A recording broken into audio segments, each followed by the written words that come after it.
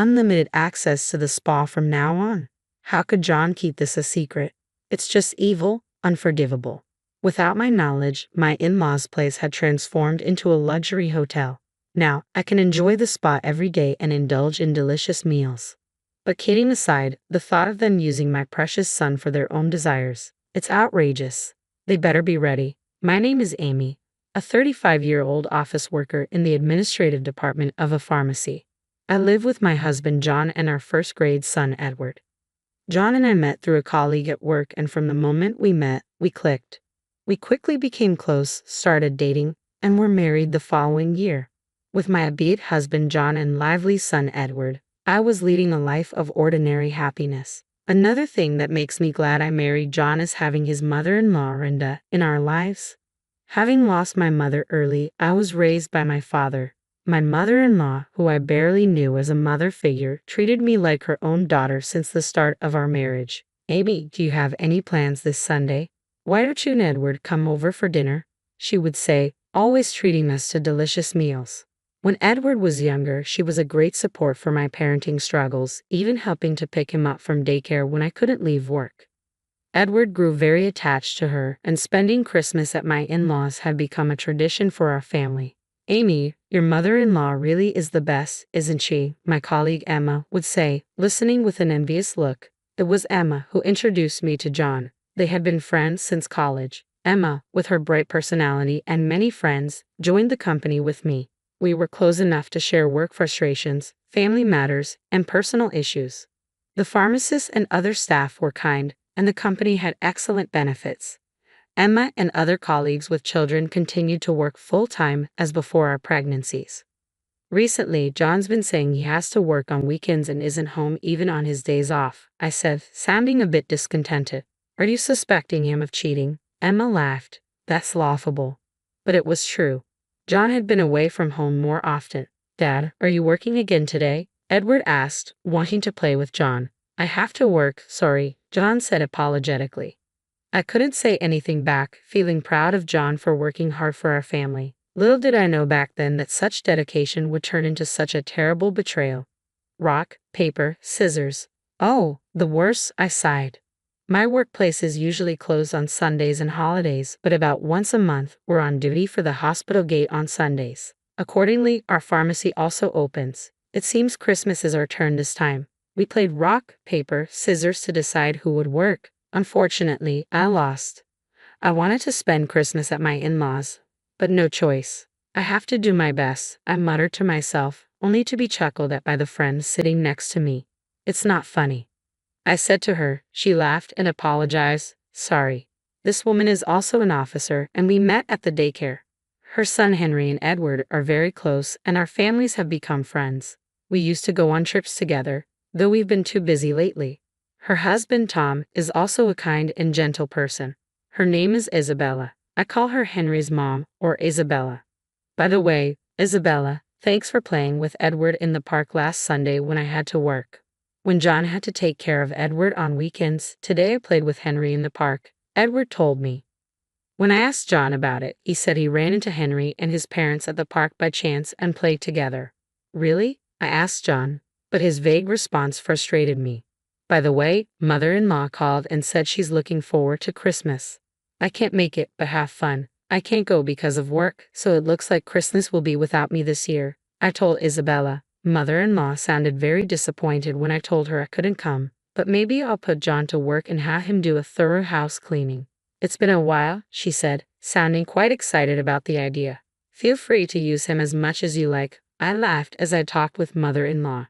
It was close to Christmas when this happened. I was working a late shift that day and had to do some unexpected overtime. I hurriedly tried to contact John but couldn't reach him. I ended up calling my son's mobile phone.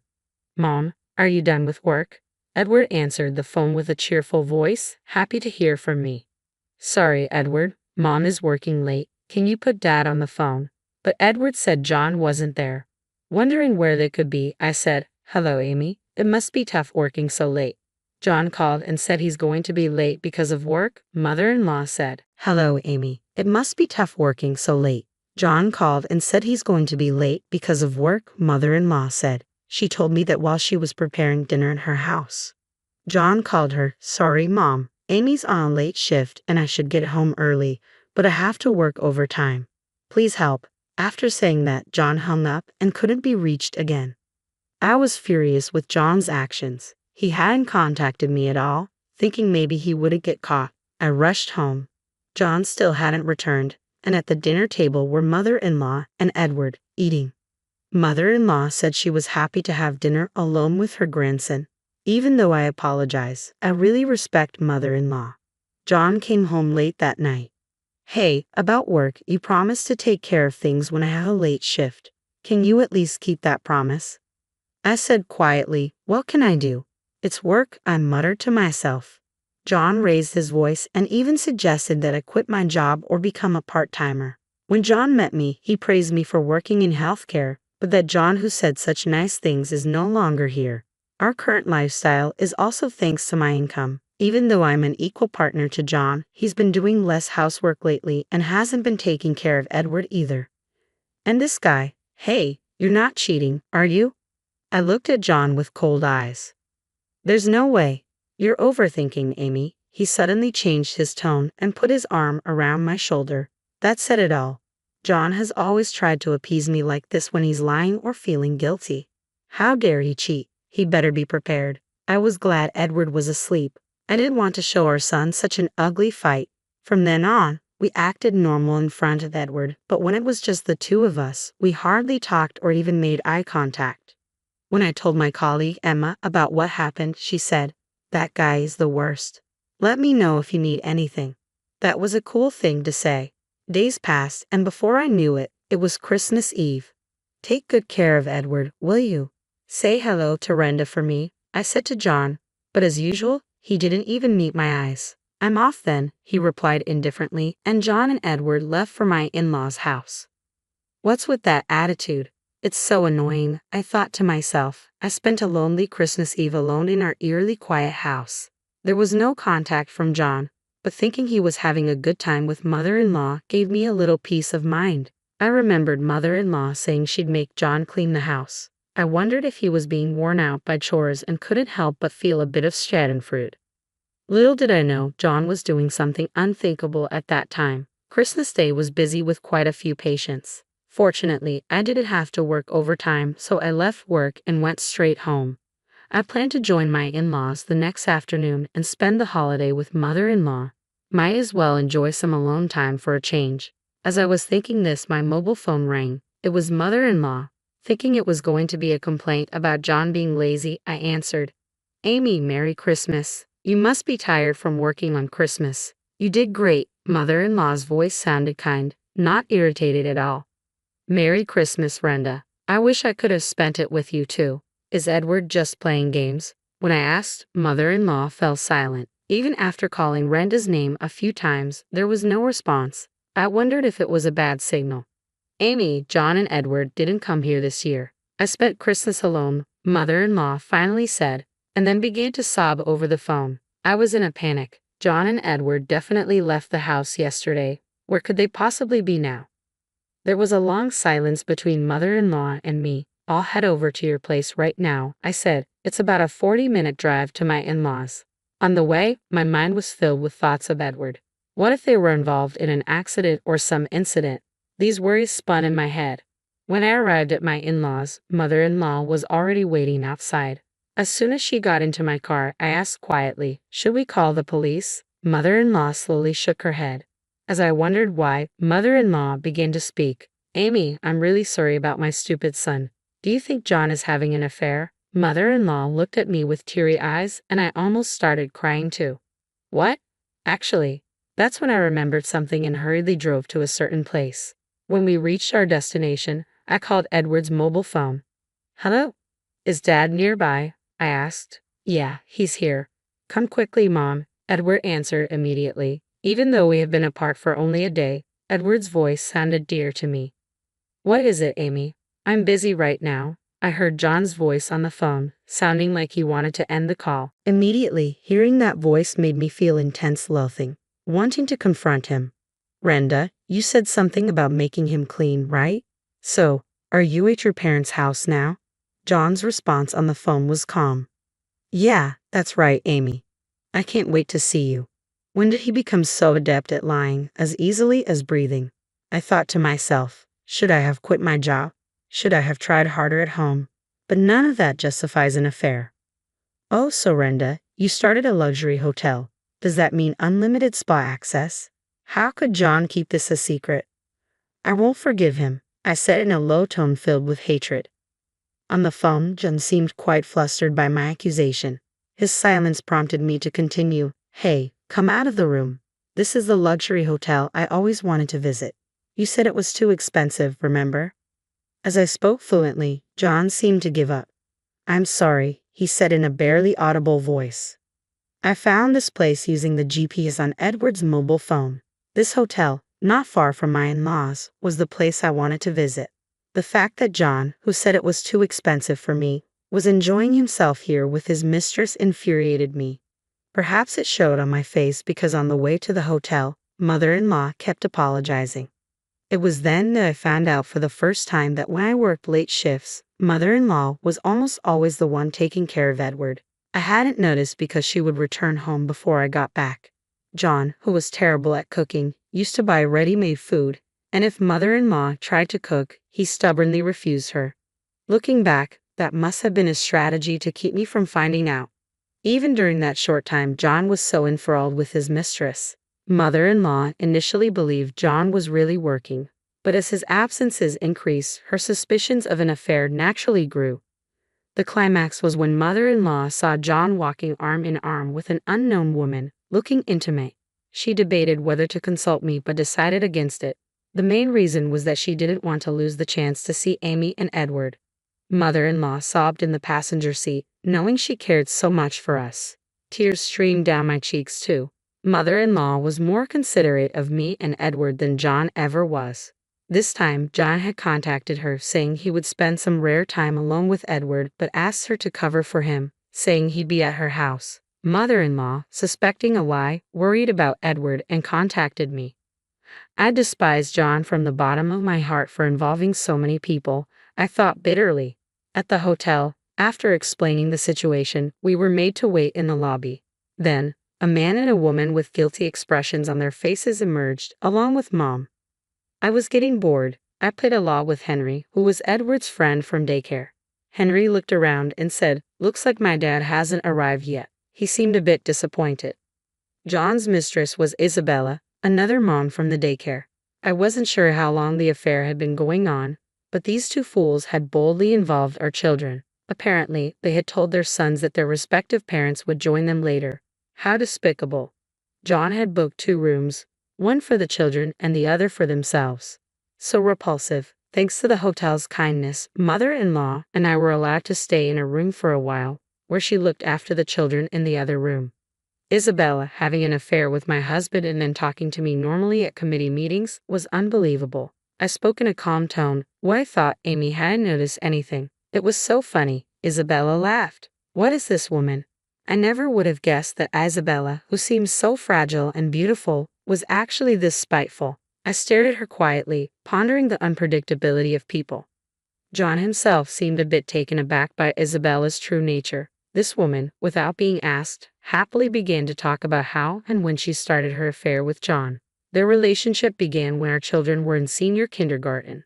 On a day I was sick and couldn't attend a parent meeting, so I asked John to go in my place. It was Isabella who made the first move.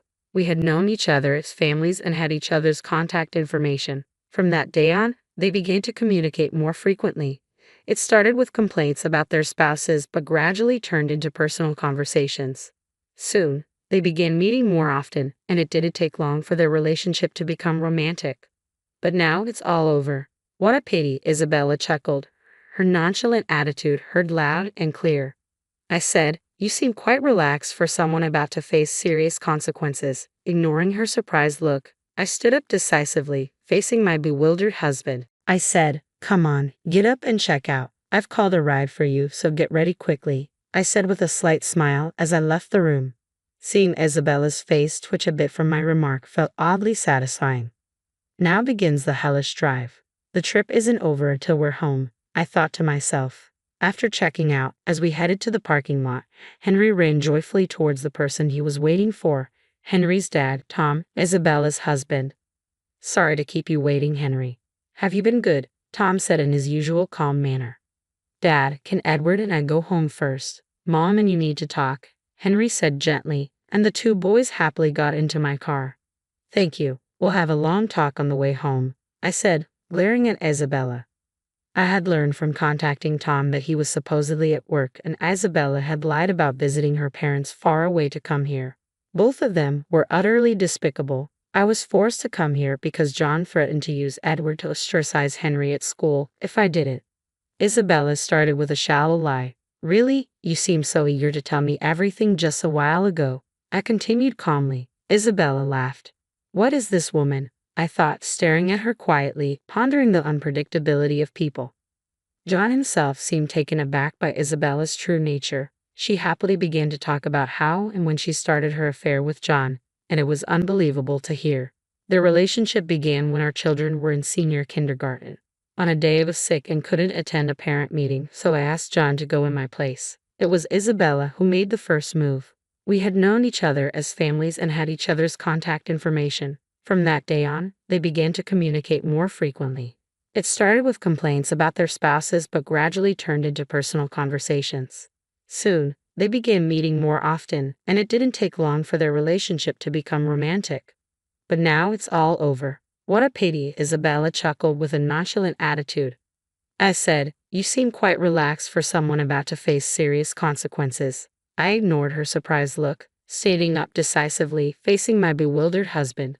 I placed the voice recorder with our earlier conversation in Tom's hand as Isabella desperately tried to grab it. Don't bother. I have another copy just for myself, I said, smiling as I got into my car.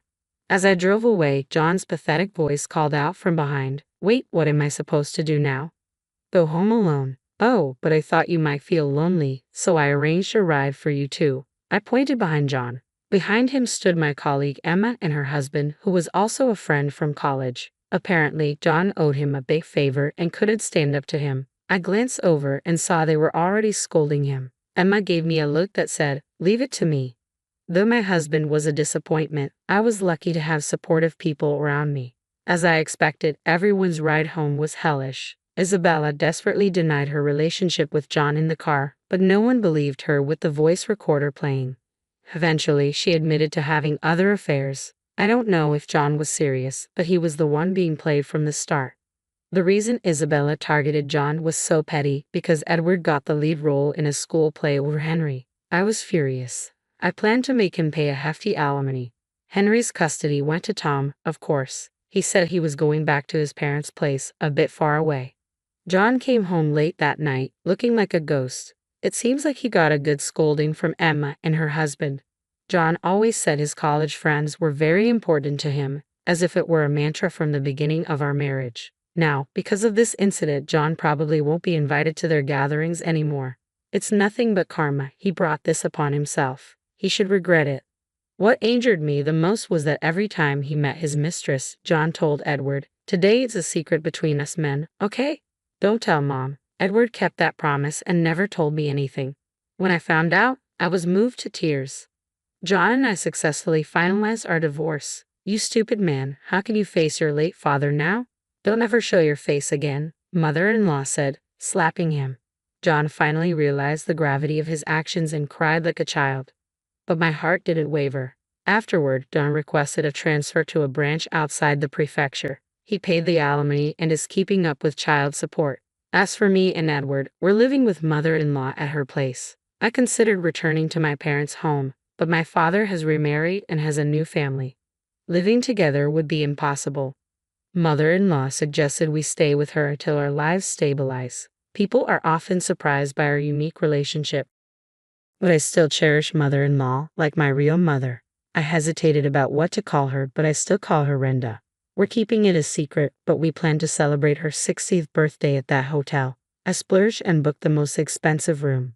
This should turn the unpleasant memories into enjoyable ones. My job became far, and Edward had to transfer schools, but Tom's parents lived near our former in-laws, so the boys ended up in the same school again. That was a surprise. Once things settle down, I might rent an apartment near work. But for now, I want to cherish this time a little longer.